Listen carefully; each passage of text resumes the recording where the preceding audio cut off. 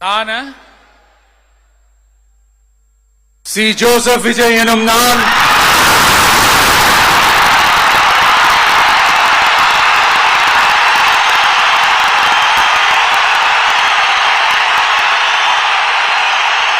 சட்டப்படி அமைக்கப்பெற்ற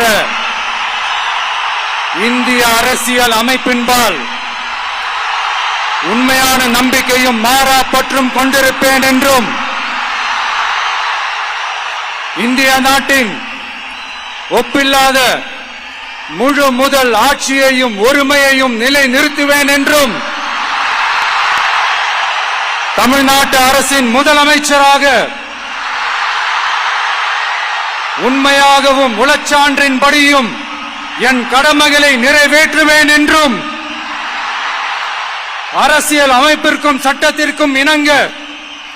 அச்சமும் ஒருதலை சார்பும் இன்றி விருப்பு வெறுப்பை விலக்கி